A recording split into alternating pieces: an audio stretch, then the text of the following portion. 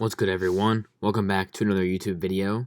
Today, I'm going to be talking about Joel Embiid's MVP case and why I still believe Joel Embiid can win MVP. I made a post about it on my Instagram yesterday, actually today, technically. If you haven't checked that out and want to go follow, check it out. Instagram is just Trust the Love. But I'm going to be going a little bit more deeper into that and my thoughts on this whole Embiid MVP situation. So bottom line, I mean, as we all know, Embiid was diagnosed with what was he diagnosed with again? Something torn, not torn. He was diagnosed with a hyperextended knee, I think, or something like that. And he was ruled out 2 to 3 weeks. This was last week. It was last Sunday against...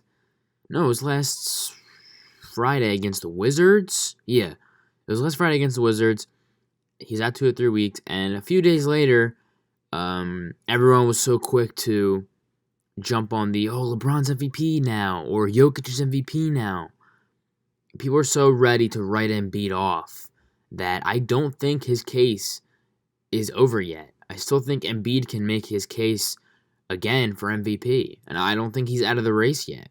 I just don't think you can count out a player who's been so dominant this season, albeit he's missed some games, obviously.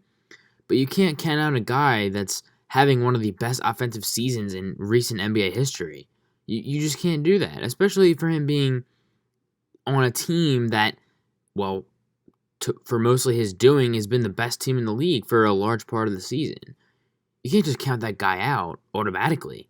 There have been players who've won the award, even when they've missed games. I just think it's a little bit foolish to just count him out automatically. I just still think he has the case to win the award. It's still possible. And I also think that if he can come back from this injury and just go on a tear and just dominate like he's been doing, but even more, I feel like everyone will have no choice but to put him back in the MVP race. Now, will he get to number one? That's a different story. But as far as I'm concerned, Joel Embiid can still be considered MVP. A lot of people still have him MVP, even though there will be narratives of LeBron should win, Nikola Jokic should win, Giannis should win. But the season's far from over.